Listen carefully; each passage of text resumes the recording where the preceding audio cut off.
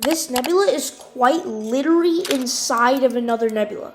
Wait, what? But also, it's over 1,000 light years away from us, and the star inside this nebula literally rotates 2 times faster than our sun. But don't worry, there's a lot more. Alright, well, the nebula for today is VDB152. I have a ton of different images to go over, so let's get started. My first 2 images were captured on night 1, using about all the same features I've used so far. 4K resolution, background noise removal, stacking, etc. The only difference between the left and right image is that the right image also uses a common feature called AID noise. Now look, I know we all hate AI, but trust me, this AI is actually pretty good. So overall, the AI denoise feature basically just, removes this noise with AI. It might look a little overprocessed, but it does a pretty good job. Next, I have 2 images on night 2.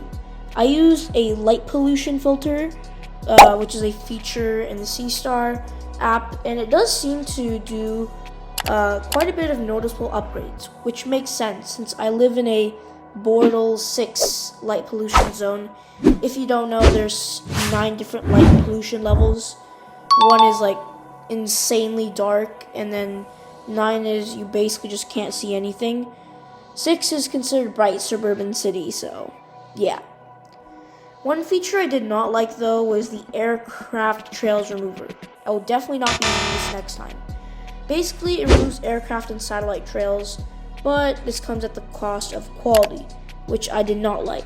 Okay, and the next 3 images are just editing, the leftmost using deep sky stacking, which is pretty good, and then it combines all these frames into one ultra image. It's stacking, you've seen it all the time, hopefully.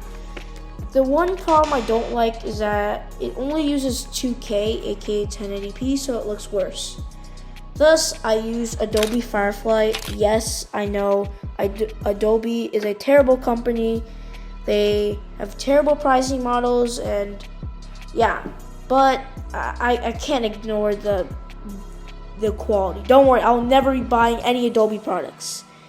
But yeah, the quality is insane. It basically upgrades the image from 2K to 4K. It looks pretty good.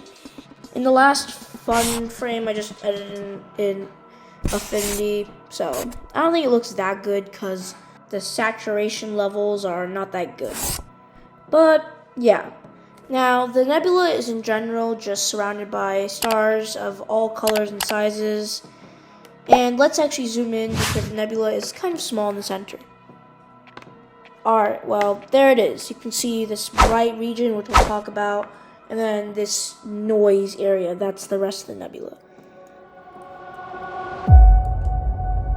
Alright, so now we have chapter 2, basically just talking about the data of this object. So, using Symbiad, which is a reputable site where you can find, data about almost any star object.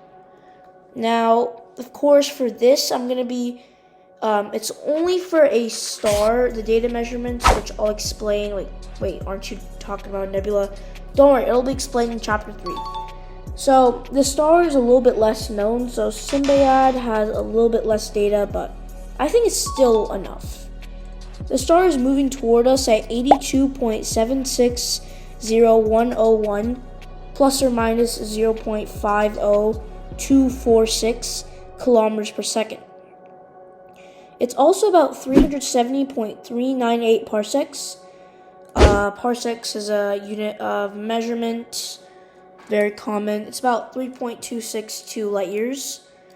So yeah, 370.398 parsecs plus or minus 1.907 from us, which is about 1,200 to 1,214 light years.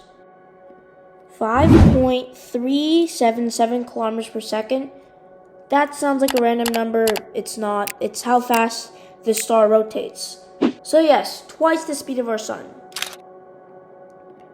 Oh, and the RA is 22 hours, 13 minutes, 24.5285030,448 seconds. Now it moves up by 5.815 milliarc seconds, plus or minus 0.017 per year. So as you can see later in the video, I captured a ton of different images and used some new features, and that requires a lot of testing and figuring out. But mainly also, there's some other reasons I'm not going to discuss for why this video is getting split in two different parts.